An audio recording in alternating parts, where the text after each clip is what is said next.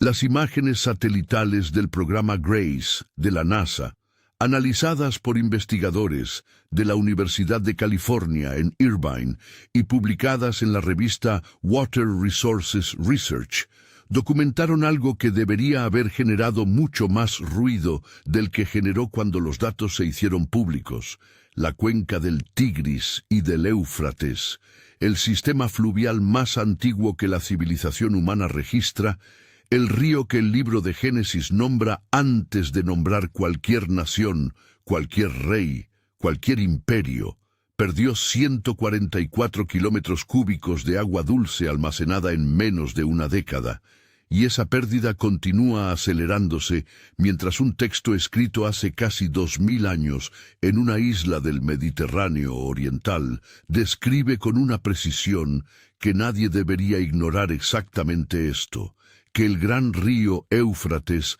se secaría antes del fin.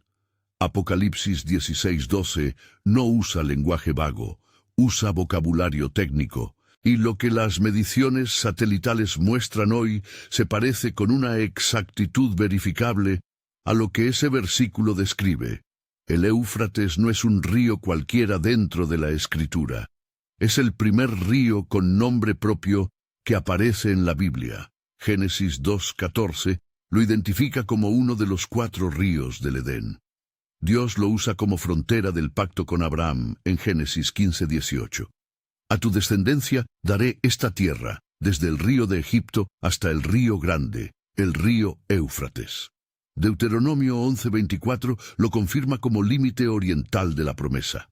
En hebreo, el Antiguo Testamento se refiere al Éufrates simplemente como Ha-Nahar, el río, con artículo definido, sin necesidad de nombre adicional.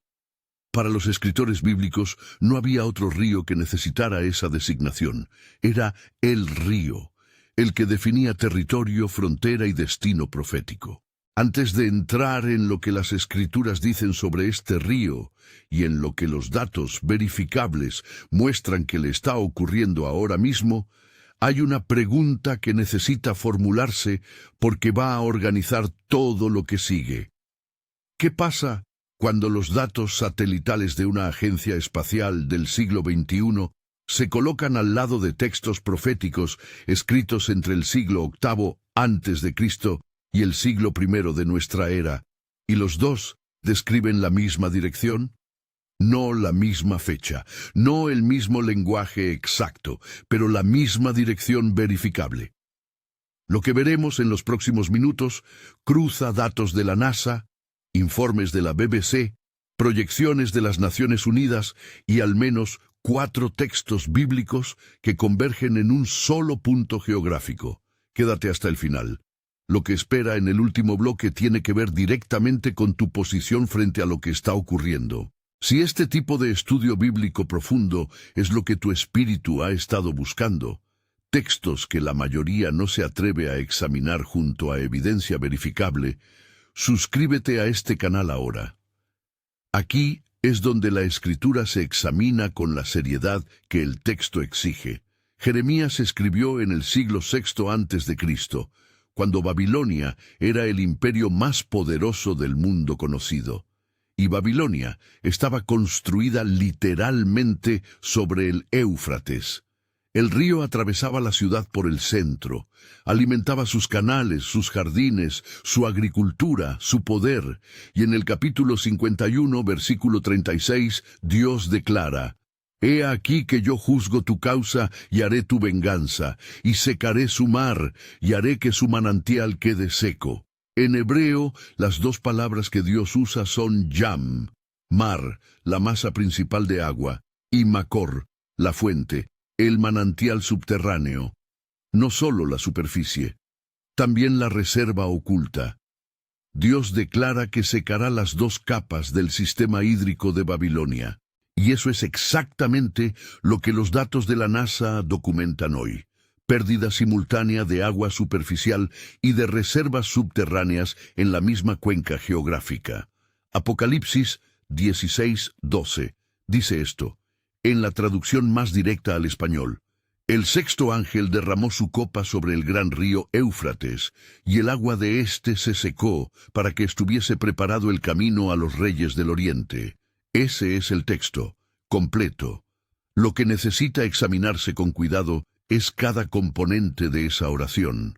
No es un versículo decorativo dentro de la secuencia de las 7 copas. Es un versículo con arquitectura interna precisa. Un río identificado por nombre, un verbo específico para lo que le ocurre y una razón declarada para ese evento. Cada uno de esos elementos tiene profundidad lingüística e histórica que cambia la lectura cuando se examina de cerca. Y eso es lo que haremos a lo largo de este video. Pero antes de entrar en el griego del versículo, hay un precedente histórico que resulta imposible ignorar. En el año 539 a.C., el rey Ciro de Persia hizo algo que Heródoto documentó en sus historias. Libro I, capítulo 191. Con detalle suficiente como para que podamos verificarlo 25 siglos después. Ciro no podía penetrar las murallas de Babilonia por fuerza directa. Las murallas eran masivas. La ciudad parecía inexpugnable. Entonces, Ciro hizo algo que cambió la historia. Desvió el curso del río Éufrates mediante un sistema de canales. Redujo el nivel del agua que pasaba bajo las murallas, hasta que sus soldados pudieron caminar por el lecho del río y entrar en la ciudad por debajo de las defensas. Babilonia cayó la misma noche. El río que la protegía se convirtió en la ruta de su derrota. Y ese evento histórico es el mismo que Isaías 44, 27, 28 había profetizado cuando dijo, que dice a las profundidades, secaos, y tus ríos haré secar, que dice de Ciro, es mi pastor. Lo que Heródoto describe de esa noche es más específico de lo que la mayoría de los resúmenes históricos transmiten. Los habitantes de Babilonia, según su relato, estaban celebrando un festival cuando los soldados persas entraron por el lecho del río. Las puertas interiores que daban al río estaban abiertas, porque nadie imaginó que el río dejaría de ser barrera. La confianza de Babilonia no estaba en sus soldados, estaba en su río, y cuando el río dejó de protegerla, todo lo que había construido sobre esa protección quedó expuesto en una sola noche. Daniel 5 describe esa misma noche desde dentro del palacio. La escritura en la pared, el festín de Belsasar, el fin del imperio mientras el río se vaciaba bajo las murallas.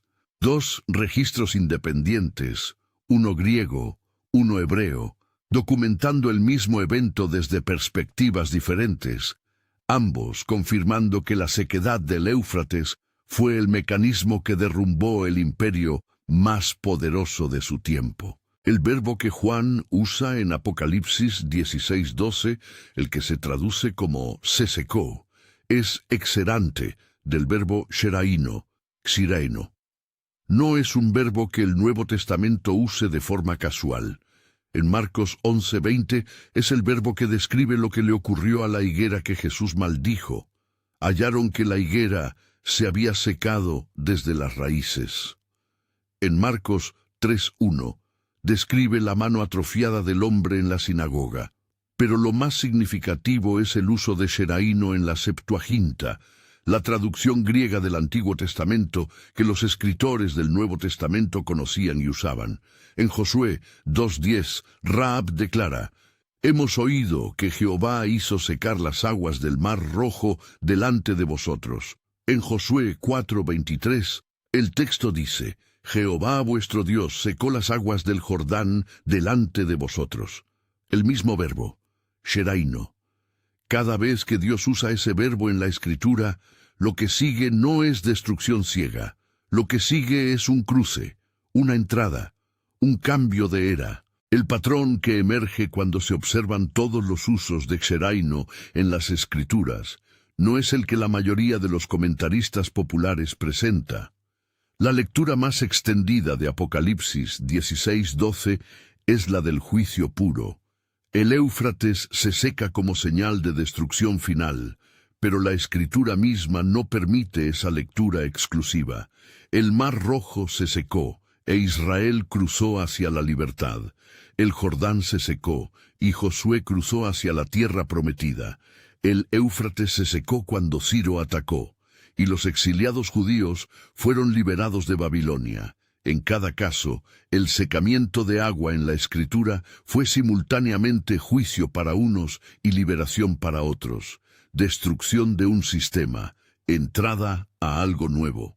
La pregunta que el texto plantea no es si el río se seca, es de qué lado del cruce te encuentras cuando eso ocurre. Si lo que estamos examinando aquí está tocando algo que llevas tiempo procesando en tu espíritu, si la convergencia entre estos textos y lo que está ocurriendo en el mundo hoy está generando en ti algo que no puedes ignorar, escribe en los comentarios: recibo esta verdad, no como respuesta emocional, como declaración de posición frente a lo que la Escritura revela. Ahora bien, lo que le está ocurriendo al Éufrates no es solo texto bíblico, es dato medible, y los datos necesitan examinarse con la misma seriedad con la que examinamos el texto.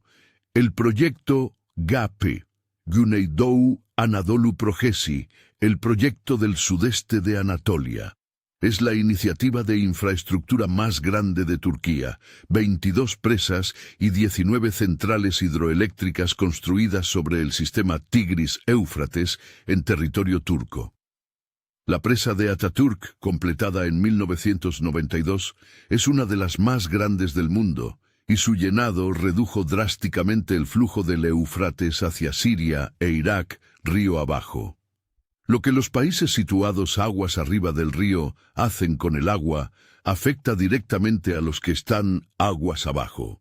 Y lo que Turquía ha hecho con el Éufrates en las últimas 3 décadas ha transformado un río que sostenía civilizaciones enteras en un recurso en disputa y en declive acelerado. Los informes de campo no dejan espacio para ambigüedad. La BBC documentó entre 2021 y 2023 que agricultores iraquíes a lo largo del Éufrates estaban abandonando tierras que sus familias habían cultivado durante generaciones, porque el nivel del agua ya no permitía irrigación básica. Las marismas del sur de Irak, que durante milenios funcionaron como el pulmón ecológico de la cuenca, se han reducido de forma drástica. Comunidades enteras que dependían del río como fuente de sustento, de transporte y de identidad cultural, se encontraron frente a lechos secos donde antes había corriente permanente. Lo que estaba en los textos antiguos como profecía, ahora estaba en los informes de organizaciones internacionales como dato verificado con coordenadas GPS y fotografías aéreas. Las marismas de Mesopotamia merecen una mención específica, porque representan algo que va más allá de la estadística hídrica. Esas marismas, ubicadas en el sur de Irak, en la confluencia del Tigris y del Éufrates, son consideradas por muchos historiadores y arqueólogos como el posible emplazamiento del Jardín del Edén descrito en Génesis 2. Son el ecosistema que alimentó las primeras comunidades agrícolas de la historia humana. Saddam Hussein drenó gran parte de ellas en los años 90 como represalia contra las poblaciones árabes de los pantanos. Después de su caída, se restauraron parcialmente. Y ahora, la combinación de represamiento turco y sequía está reduciendo de nuevo lo que quedaba. El lugar que la Escritura conecta con el principio de la historia humana está desapareciendo al mismo tiempo que el río que la Escritura conecta con el fin. Algo más necesita decirse aquí para dimensionar lo que está ocurriendo. No estamos hablando de fluctuaciones estacionales normales. El equipo del profesor Jay Famiglietti, en la Universidad de California en Irvine, usó datos del programa GRACE de la NASA, un sistema satelital que mide variaciones en el campo gravitatorio terrestre para detectar cambios en la masa de agua almacenada bajo la superficie. y documentó que la cuenca del Tigris y del Éufrates perdió 144 kilómetros cúbicos de agua dulce entre 2003 y 2009. Para poner eso en perspectiva, es el equivalente a vaciar el Mar Muerto entero. Gran parte de esa pérdida proviene de acuíferos subterráneos que se están agotando a una velocidad que supera cualquier capacidad natural de recarga. No es una corrección temporal, es una tendencia con dirección. El Éufrates tiene 1.740 kilómetros de longitud. Nace en las montañas del este de Turquía y desemboca en el Golfo Pérsico después de atravesar Siria e Irak. Durante más de 6.000 años, desde los primeros asentamientos de Sumeria hasta los imperios de Babilonia, Asiria, Persia y más allá, ese río sostuvo civilizaciones, imperios, sistemas agrícolas, rutas de comercio y poblaciones de millones de personas. Lo que tardó 6 milenios en construirse está cambiando en décadas. El río, que era sinónimo de permanencia en el vocabulario del Antiguo Testamento, Hanahar, el río, ahora aparece en los informes de Naciones Unidas como sistema en riesgo de colapso funcional antes de 2040. 6.000 años de continuidad, unas pocas décadas de transformación. Eso no necesita exageración retórica para producir impacto. Solo necesita compararse con lo que los textos dijeron que ocurriría. Las propias Naciones Unidas han advertido que Irak podría perder hasta el 80% de su acceso al agua para el año 2040 si las tendencias actuales de consumo, cambio climático y represamiento continúan. 80%. Un país que fue el corazón de la antigua Mesopotamia, la tierra entre los ríos, enfrentando la posibilidad real de que uno de esos ríos deje de funcionar como fuente viable de agua. Los datos no son oscuros ni difíciles de verificar. Están publicados en informes de agencias internacionales que cualquiera puede consultar. Lo que resulta inquietante no es la existencia de los datos, es la dirección a la que apuntan cuando se colocan al lado de un versículo escrito en una isla del Mediterráneo hace casi 2000 años. Lo que hace a esta situación particularmente difícil de atribuir a una sola causa es que no hay una sola causa. Es la convergencia de dos dinámicas operando simultáneamente. Por un lado, el represamiento masivo río arriba, 22 presas en territorio turco que controlan el flujo antes de que el agua llegue a Siria y a Irak. Por otro, una sequía regional prolongada que se ha intensificado de manera consistente desde principios de la década de 2020, agravada por el cambio climático. Ninguna de las dos dinámicas por sí sola explica la totalidad de lo que está ocurriendo.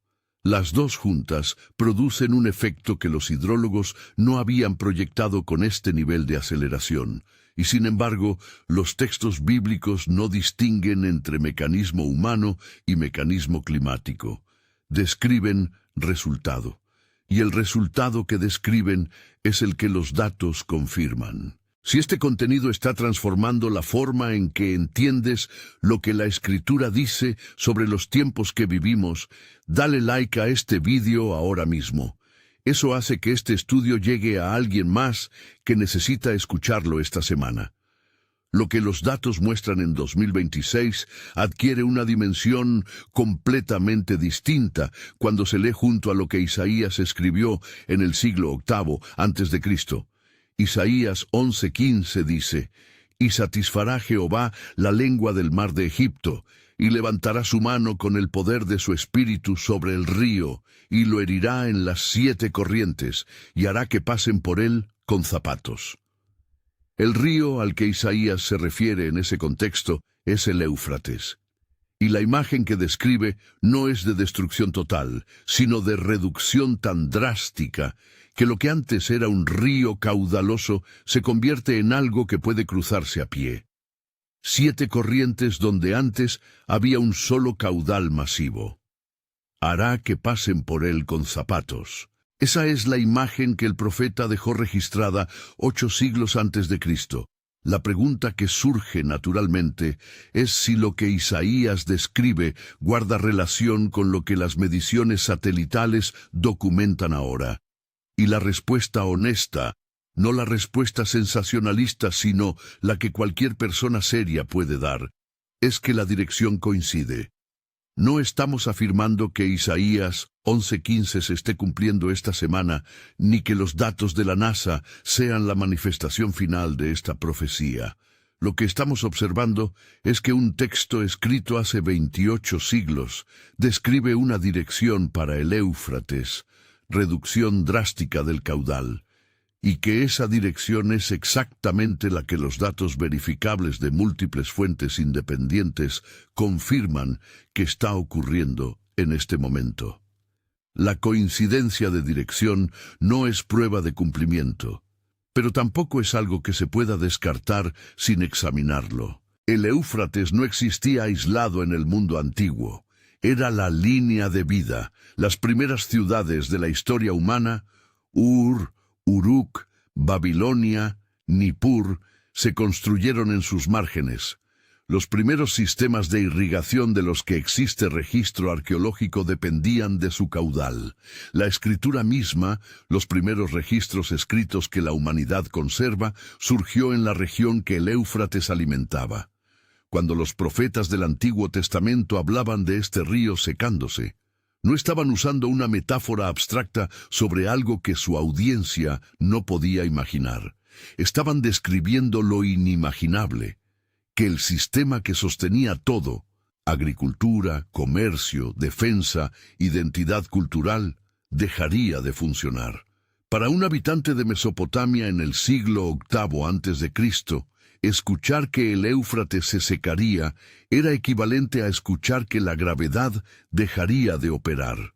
No era plausible, no era concebible, y sin embargo, fue escrito. Zacarías 10:11 amplía la imagen con una perspectiva adicional.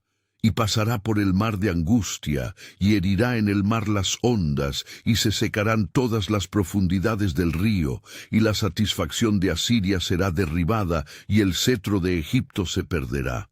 Lo que Zacarías conecta directamente es la sequedad del río con la caída de los poderes que dependen de él. Asiria, cuyo territorio incluía las márgenes del Tigris y del Éufrates, ve su orgullo derribado. Egipto, cuya influencia competía por el control de la región, pierde su cetro. El agua que se seca no es evento climático aislado en el vocabulario de Zacarías. Es señal de reconfiguración geopolítica. Lo que sostenía los imperios deja de sostenerlos. Y eso es exactamente lo que los analistas de relaciones internacionales observan en la cuenca del Éufrates en 2026. Un recurso que era fuente de poder convirtiéndose en fuente de conflicto. Jeremías 51:36 merece una segunda lectura porque la precisión del hebreo revela algo que las traducciones al español no siempre preservan. Cuando Dios dice, secaré su mar y haré que su manantial quede seco, los dos términos, Yam y Makor, describen dos capas distintas del sistema hídrico. Yam es la masa de agua visible, el cuerpo principal del río tal como se ve desde la superficie. Makor es la fuente subterránea, el manantial que alimenta el sistema desde abajo. Dios no promete secar solo lo visible, promete secar también lo oculto, y cuando el equipo del profesor Famiglietti publica que la mayor parte de la pérdida de agua en la cuenca del Éufrates proviene de acuíferos subterráneos, no solo del flujo superficial del río, esa distinción entre Yam y Makor adquiere un peso que no tenía cuando solo podíamos observar la superficie del agua. Tres profetas, Isaías en el siglo VIII a.C., Jeremías en el VI, Zacarías en el V, tres momentos históricos distintos, tres contextos políticos completamente diferentes, y los tres señalan el mismo río. Los tres describen la misma dirección, secamiento. Los tres conectan esa dirección con cambio de era. Esto no es un versículo aislado sacado de contexto para crear sensacionalismo. Es un patrón profético que atraviesa 3 siglos de literatura bíblica con una consistencia que merece, como mínimo, atención seria. En cada profeta que menciona el secamiento del Éufrates, hay una segunda capa, que es fácil de pasar por alto si uno se concentra solo en la destrucción. Isaías conecta el secamiento con un retorno, un camino nuevo que se abre para los que estaban en exilio. Jeremías conecta el secamiento de Babilonia con la liberación de los cautivos. Zacarías conecta la caída de los imperios con la restauración de Israel. En los 3 casos, el agua que se seca no marca solo el fin de algo, marca la apertura de un paso que antes estaba bloqueado. Destrucción y liberación como 2 lados del mismo evento. Juicio y nuevo comienzo operando en el mismo instante. Eso es lo que hace al patrón profético más complejo y más relevante de lo que una lectura superficial permite ver. La forma en que el Antiguo Testamento trata al Éufrates no es casual ni decorativa. Cada vez que el texto lo menciona con importancia teológica, el río funciona como frontera. Génesis 15:18 lo establece como límite del pacto. Deuteronomio lo confirma como la línea que marca hasta dónde se extiende la promesa. Cuando los imperios lo cruzan, la narrativa cambia. Cuando el agua se seca, las eras cambian. El Éufrates en la Escritura es un marcador de transiciones. No de transiciones suaves, de transiciones que reorganizan todo lo que viene después. Y si los datos verificables de 2026 muestran que ese marcador está cambiando, que el río que marcaba fronteras está dejando de funcionar como frontera, la pregunta no es si el texto tenía razón, la pregunta es qué tipo de transición estamos presenciando. Algo necesita mencionarse aquí que complica la imagen de una manera que la mayoría de los estudios populares sobre Apocalipsis no abordan. El Éufrates no aparece una sola vez en el libro de Apocalipsis. Aparece 2 veces. La primera es en Apocalipsis 9:14, durante la 6ª trompeta. Desata a los 4 ángeles que están atados junto al gran río Éufrates. La segunda es en Apocalipsis 16:12, durante la 6ª copa, 6ª trompeta, 6ª copa, el mismo río. Las 2 veces en la posición número 6, dentro de sus respectivas secuencias. Eso no es coincidencia narrativa, es arquitectura deliberada por parte de Juan, o, más precisamente, por parte del Espíritu que le mostró la visión. El Éufrates en la trompeta 6 y en la copa 6. El número 6 en el Apocalipsis no es 7, que es el número de la completitud, del descanso, de lo terminado. 6 es el número de lo que está inmediatamente antes de la completitud, lo que queda justo en el borde.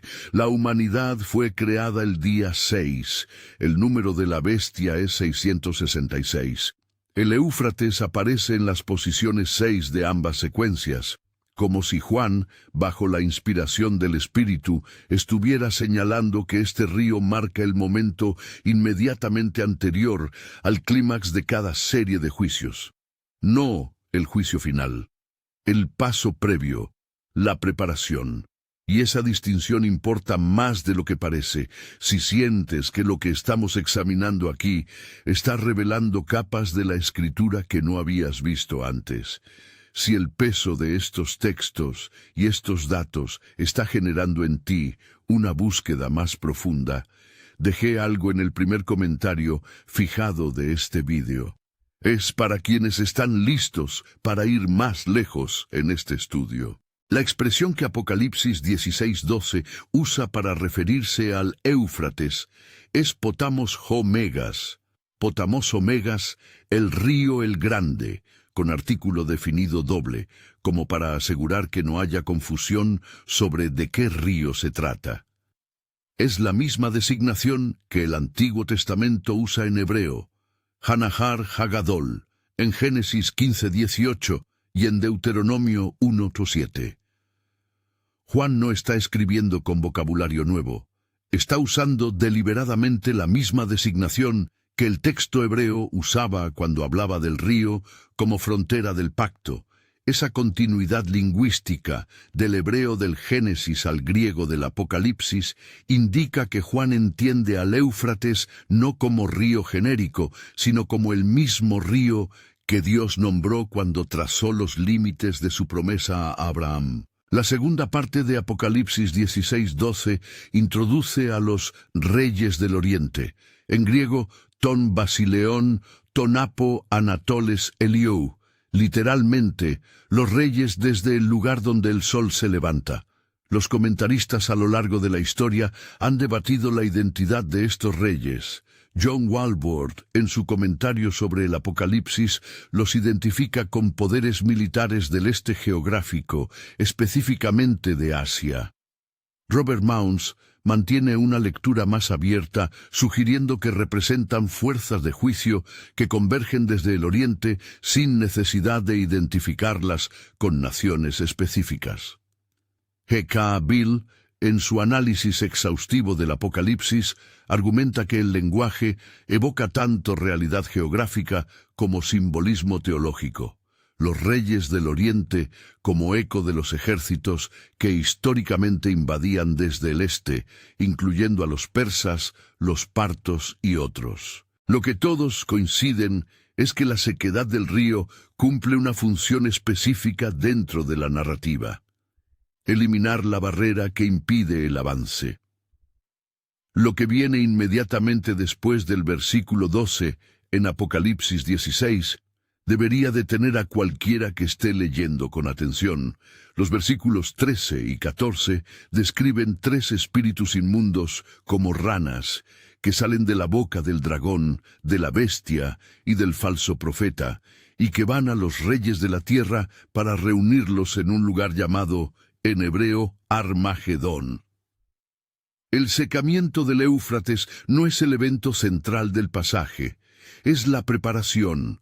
Es la remoción de la barrera que permite que lo que viene a continuación se materialice. Entender esa secuencia cambia la lectura del versículo 12 de manera fundamental. No estamos observando el clímax, estamos observando la preparación del escenario para lo que sigue. El texto no dice cuándo, no da una fecha, no identifica una década, lo que revela es el qué. La señal que indica que una fase de la secuencia profética está en movimiento. Y eso es exactamente lo que necesita distinguirse de las interpretaciones sensacionalistas que buscan fechas específicas y certezas absolutas. Hay un patrón en las Escrituras que vale la pena observar con cuidado. Cada vez que Dios eliminó una barrera de agua, lo que siguió fue movimiento. Movimiento de juicio y movimiento de redención ocurriendo en el mismo evento. El Mar Rojo se abrió, juicio para Egipto, liberación para Israel. El Jordán se detuvo, el fin de 40 años de desierto, el comienzo de una nueva era en la tierra prometida. El Éufrates fue desviado por Ciro. La caída de Babilonia, la liberación de los exiliados judíos. El agua como barrera es un lenguaje recurrente en la Escritura, y cuando la barrera se remueve, lo que estaba separado, ya sea ejército, pueblo o era, converge. Cuando la barrera desaparece, lo que estaba contenido avanza. Eso es lo que la Escritura muestra una y otra vez. El Mar Rojo contenía a Egipto. El Jordán contenía a Israel fuera de la promesa. El Éufrates contenía a los ejércitos fuera de Babilonia. La barrera no es solo geográfica, es funcional. Cuando se elimina, el movimiento que produce es irreversible. Y Apocalipsis 16:12 describe la eliminación de la barrera más antigua y más significativa del vocabulario bíblico, la frontera misma del pacto de Dios con Abraham. La lectura más directa del versículo es literal. El río Éufrates, el río físico, se seca. Y lo que los datos verificables de la NASA, la BBC y las Naciones Unidas muestran es que ese río está, de hecho, perdiendo agua a una velocidad sin precedentes en la historia registrada. Para quienes sostienen una lectura estrictamente literal del Apocalipsis, estos datos constituyen una señal que merece atención seria. No certeza profética, pero dirección verificable que coincide con lo que el texto describe.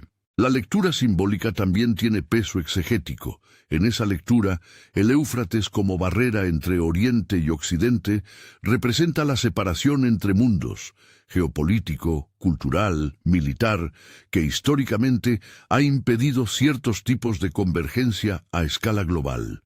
Y si uno observa el mundo en 2026, la disolución de barreras que antes parecían permanentes, barreras comerciales, militares, tecnológicas, informativas, entre el este y el oeste geográfico, es observable sin necesidad de recurrir a profecía bíblica. Lo que resulta llamativo es que ambas lecturas, la literal y la simbólica, apuntan en la misma dirección, la eliminación de barreras y la convergencia de fuerzas que antes estaban separadas. Hay algo en la lectura simbólica que merece desarrollo adicional. El Éufrates funcionó durante milenios como la línea divisoria natural entre el mundo romano-mediterráneo y los imperios orientales, partos, persas y más allá. Los ejércitos romanos nunca cruzaron el Éufrates con éxito permanente. Era el límite de su alcance, y en el vocabulario geopolítico del primer siglo, el mundo en que Juan escribía, el Éufrates no era solo un río, era la frontera entre civilizaciones. Cuando Juan describe el secamiento de ese río como preparación para que los reyes del Oriente crucen, los lectores originales de Apocalipsis no necesitaban explicación teológica. Sabían exactamente qué significaba que esa barrera desapareciera, que los poderes del Este tendrían acceso directo al mundo que antes estaba protegido por esa frontera natural. Lo literal y lo simbólico operaban de manera simultánea en la mente del primer siglo. Lo que las dos lecturas comparten, más allá de sus diferencias interpretativas, es la función del secamiento como preparación, no como destrucción final, como remoción de lo que impedía que algo ocurriera. Y cuando Josué estaba frente al Jordán con todo Israel detrás de él, y Dios secó el río, lo que Josué hizo fue entrar, no huir, no esperar a que alguien le explicara qué significaba que el río se secara. Entró, porque tenía la palabra de Dios antes de que el agua se moviera. Esa es la diferencia que la información bíblica produce, la capacidad de reconocer lo que está ocurriendo y de moverse en la dirección correcta cuando las barreras cambian. Noé recibió la advertencia antes de que lloviera, y lo que hizo con la advertencia fue construir. La misma agua que fue juicio para una generación fue el medio de preservación para Noé y su familia. El agua del diluvio llevó el arca. La misma agua que destruyó fue la que sostuvo. Eso es lo que hace al patrón bíblico tan distinto de las lecturas populares de catástrofe. En la Escritura, el mismo evento es simultáneamente juicio y liberación.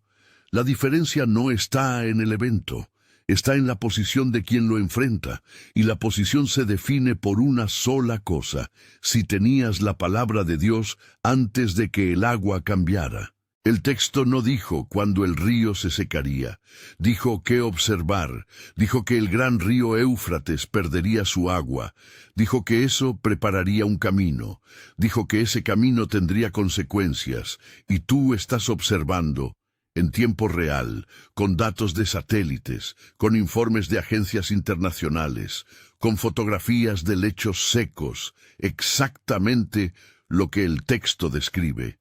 Eso no prueba que mañana se cumpla todo el capítulo 16. Lo que prueba es que la dirección que el texto señaló hace 2000 años es la dirección en la que los datos verificables se mueven hoy. Y eso, por sí solo, merece algo más que indiferencia. El versículo 15 de Apocalipsis 16 está embutido entre el secamiento del Éufrates y la batalla de Armagedón. Y la posición de ese versículo no es accidental. Dice, «He aquí, yo vengo como ladrón. Bienaventurado el que vela y guarda sus ropas, para que no ande desnudo y vean su vergüenza». El verbo que se traduce como vela es gregoreo, grigoreo, el mismo verbo que Jesús usó en Getsemaní cuando encontró a sus discípulos dormidos y les dijo, «¿No podéis velar una hora conmigo?». Es el mismo verbo de Apocalipsis 3:3, la carta a Sardis, velad. No como sugerencia puntual, como postura continua. Y ese versículo está colocado exactamente aquí, entre el secamiento del río y lo que viene después, como instrucción directa para quien está leyendo el texto, en el momento en que las señales se hacen visibles. Ahora bien, hay objeciones que cualquier persona seria plantearía frente a este análisis, y esas objeciones merecen respuestas igual de serias. La primera: esto es simplemente cambio climático, no tiene nada que ver con profecía bíblica. La respuesta honesta es que el texto de Apocalipsis 16:12 no especifica el mecanismo por el cual el Éufrates se seca. No dice si será por sequía, por intervención humana, por acción sobrenatural directa o por una combinación de factores. Lo que el texto especifica es el resultado. El gran río Éufrates pierde su agua, y ese resultado es exactamente lo que las mediciones verificables documentan. Atribuirlo exclusivamente al cambio climático y descartar la dimensión profética es una decisión interpretativa, no una conclusión que los datos obliguen. La segunda objeción: el Éufrates ha fluctuado a lo largo de la historia. Esto no es nuevo.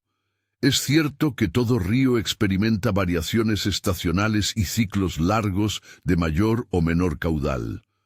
Lo que no es verdad es que el Éufrates haya experimentado antes una pérdida de esta magnitud en este período de tiempo.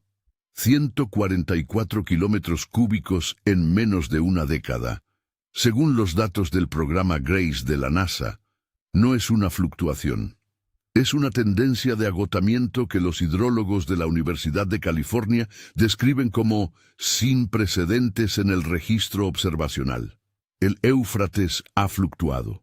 Lo que está ocurriendo ahora no es fluctuación, es dirección. Y la dirección coincide con lo que los textos proféticos describen. La tercera objeción es quizás la más razonable. Muchas profecías bíblicas han parecido estar al borde de cumplirse antes y no se cumplieron en el momento esperado. Eso es históricamente cierto.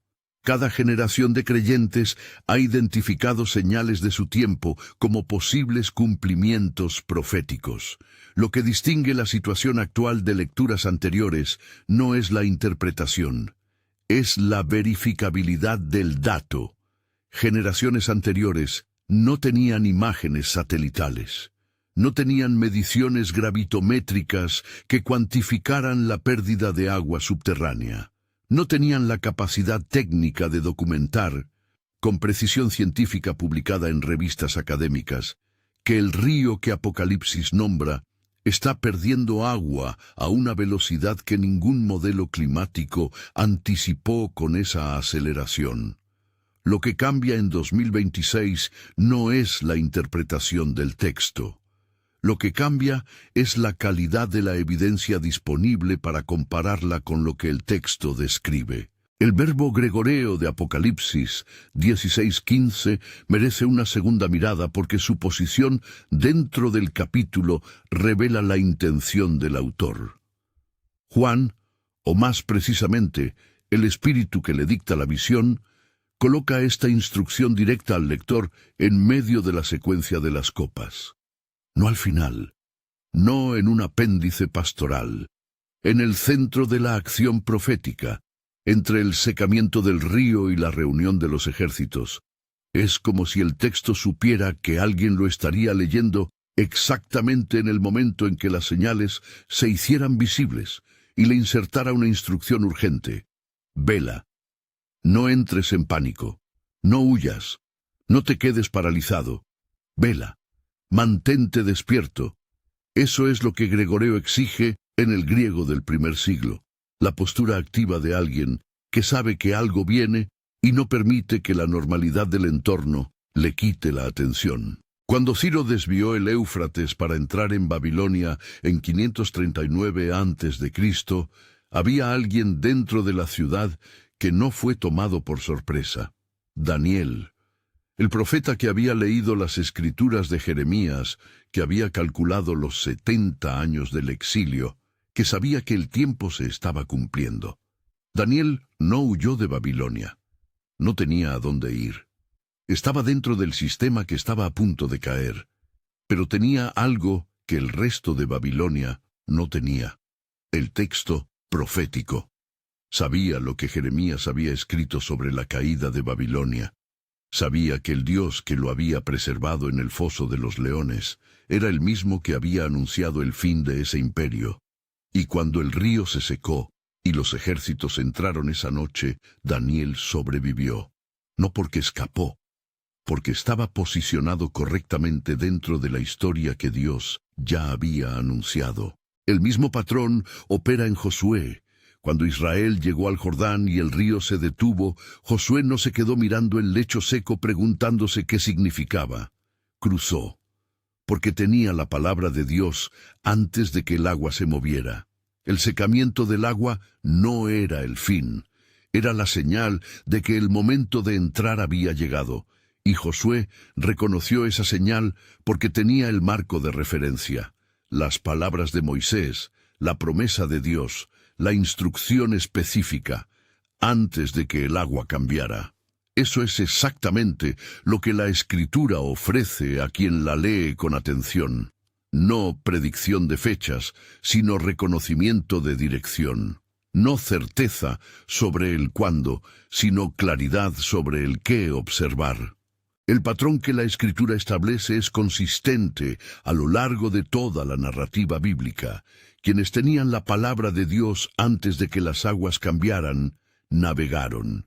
Noé tenía la instrucción antes de la lluvia. Moisés tenía la promesa antes de que el mar se abriera. Josué tenía la orden antes de que el Jordán se detuviera. Daniel tenía el texto de Jeremías antes de que Ciro desviara el Éufrates. En cada caso, la información profética no era decorativa, era operativa. Determinaba la diferencia entre quien cruzaba y quien quedaba atrapado, entre quien reconocía lo que estaba ocurriendo y quien era tomado por sorpresa. La información bíblica, cuando se toma en serio, funciona como mapa. Lo que separa al informado del desorientado frente a un evento profético no es la capacidad de predecir la fecha exacta. Es la capacidad de reconocer la dirección cuando las señales se hacen visibles. Y lo que estamos examinando en este video no es una afirmación de que Apocalipsis 16 se cumple esta semana ni este año. Es la observación verificable de que la dirección que múltiples textos bíblicos describen, 3 profetas del Antiguo Testamento y 2 menciones en el Apocalipsis, es la misma dirección en la que los datos medibles se mueven en 2026. Eso no requiere fe ciega, requiere atención seria. Algo necesita decirse directamente a ti, que estás viendo esto ahora mismo. Estás viendo este vídeo mientras el río continúa perdiendo agua, no en un momento abstracto de la historia, en este momento. Los datos que hemos examinado no son proyecciones hipotéticas sobre algo que podría ocurrir en un futuro lejano. Son mediciones de lo que ya está ocurriendo. Y tú estás procesando esa información al mismo tiempo que el proceso continúa. Eso te coloca en una posición que la mayoría de las personas que te rodean no comparten. La posición de quien tiene los datos y tiene el texto. La pregunta no es si los datos son reales. Lo son. La pregunta es, ¿Qué haces con la convergencia entre los datos y las escrituras que acabas de examinar? La convergencia que este vídeo ha documentado no es menor. 3 profetas del Antiguo Testamento, Isaías, Jeremías, Zacarías, separados por siglos, todos señalando el mismo río con la misma dirección. 2 menciones en el Apocalipsis, trompeta 6 y copa 6, ambas conectando el Éufrates con el momento inmediatamente anterior al clímax de cada secuencia profética. Y datos verificables de la NASA, de la BBC, de Naciones Unidas, de universidades de investigación, todos confirmando que la dirección que los textos describen es la dirección en la que la realidad medible se mueve. No hay necesidad de exageración. Los datos hablan solos cuando se colocan al lado de los textos. Esto no se trata de predecir fechas, se trata de reconocer dirección. La Escritura nunca fue diseñada para satisfacer la curiosidad humana sobre el cuándo exacto. Fue diseñada, como Pedro lo establece en 2 Pedro 1:19, como una antorcha que alumbra en lugar oscuro hasta que el día esclarezca. La antorcha no elimina la oscuridad de golpe, ilumina lo suficiente para que camines en la dirección correcta. Y lo que los textos que hemos examinado hoy iluminan es una dirección que se alinea con datos observables. Eso no es motivo de pánico, es motivo de atención y de posicionamiento. Hay algo que necesita decirse sobre lo que la Escritura no dice, con la misma claridad con la que examinamos lo que sí dice. Apocalipsis 16:12. No dice que el secamiento del Éufrates es la última señal antes del regreso de Cristo. No dice que cuando veas el río secándose todo terminará mañana. No da un calendario. Lo que da es una señal dentro de una secuencia, la 6ª copa de 7, que indica que el proceso profético avanza en una dirección reconocible. La diferencia entre el sensacionalismo y la lectura seria de la profecía bíblica es exactamente esta. El sensacionalismo toma una señal y la convierte en fecha. La lectura seria toma la señal y la ubica dentro de su secuencia, reconociendo que hay pasos previos, pasos presentes y pasos futuros, y que la postura correcta frente a la señal no es predicción, sino preparación. Salmo 46:1-3 ofrece un marco que resulta especialmente relevante aquí. Dios es nuestro amparo y fortaleza, nuestro pronto auxilio en las tribulaciones. Por tanto, no temeremos, aunque la tierra sea removida y se traspasen los montes al corazón del mar, aunque bramen y se turben sus aguas y tiemblen los montes a causa de su braveza. El salmista no dice que las aguas no cambiarán. Dice que cuando cambien, hay un lugar donde el temor no tiene jurisdicción, y ese lugar no es geográfico, es posicional, es la posición de quien tiene a Dios como amparo, no como concepto teológico, sino como realidad operativa frente a la turbulencia del agua. El texto no dijo cuándo, dijo qué observar, dijo que el gran río Éufrates se secaría, dijo que eso prepararía un camino, y tú estás observando exactamente eso. La pregunta que el texto deja abierta no es si esto está ocurriendo, porque los datos confirman que sí. La pregunta es si lo que observas te posiciona como Daniel dentro de Babilonia, alguien que tiene el texto, que reconoce la señal y que sabe que el Dios que anunció el evento es el mismo que preserva a los suyos dentro de él, o como los guardias de Sardis, que asumieron que la vigilancia no era necesaria porque la situación parecía estable. Guarda sus ropas, dice Apocalipsis 16:15. La imagen es de alguien que no se despoja de su identidad cuando la presión externa aumenta, de alguien que mantiene lo que lo cubre, su fe, su posición, su obediencia, incluso cuando el entorno cambia de forma drástica. Guardar las ropas es mantener la identidad espiritual intacta cuando las señales se intensifican. No es agregar algo nuevo, es no soltar lo que ya tienes. y esa instrucción está embutida en el mismo pasaje que describe el secamiento del Éufrates, como si el texto supiera que la tentación más grande en el momento de las señales no sería la incredulidad, sino el descuido, la pérdida gradual de vigilancia ante la familiaridad con lo que debería producir alerta. Noé recibió el aviso antes de que lloviera, construyó durante años antes de que cayera la primera gota. Josué recibió la orden antes de que el Jordán se detuviera, se preparó antes de que el agua se moviera. Daniel leyó el texto de Jeremías antes de que Ciro desviara el río. Se posicionó espiritualmente antes de que el imperio cayera. En cada caso, la diferencia no fue el evento. La diferencia fue la preparación anterior al evento.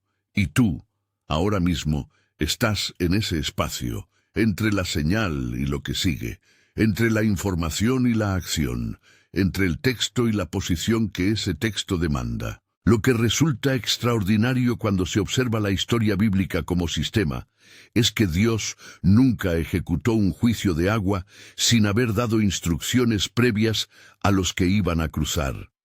A Noé le dio planos de construcción, a Moisés le dio una vara y una orden, a Josué le dio la instrucción de que los sacerdotes entraran al agua primero, cargando el arca del pacto, y que el río no se detendría hasta que sus pies tocaran el agua. En cada caso, la instrucción precedió al evento, y la instrucción no era vaga, era específica, detallada, operativa. Dios no le dijo a Noé, construye algo que flote. Le dio medidas, materiales, estructura. Ese nivel de especificidad en la instrucción previa es consistente en toda la narrativa bíblica. Y lo que la Escritura ofrece hoy, los textos que hemos examinado, las señales que los datos confirman, la convergencia entre profecía y medición, opera de la misma manera, como instrucción previa al evento, no como comentario posterior. Quien tiene el texto tiene el mapa. Quien tiene el mapa puede navegar, no con certeza absoluta sobre cada detalle del futuro. La Escritura no ofrece eso a nadie, pero con dirección, con marco de referencia, con la capacidad de reconocer lo que está ocurriendo cuando las señales se hacen visibles, en lugar de ser tomado por sorpresa como quien no tenía acceso al mapa. El Éufrates se está secando. Los datos lo confirman. Los textos lo describieron. La dirección coincide. ¿Y tú? No mañana, no cuando las cosas se pongan peores, no cuando alguien más te confirme lo que ya sabes. Tú ahora mismo estás en posición de hacer lo que Daniel hizo, lo que Josué hizo, lo que Noé hizo. Actuar con base en la palabra que recibiste antes de que el agua terminara de cambiar. Si te quedaste hasta el final, escribe en los comentarios. Sus promesas son reales. Dejé otro vídeo en tu pantalla ahora mismo, tu siguiente paso en este estudio. Gracias por ver y te veo en el próximo vídeo.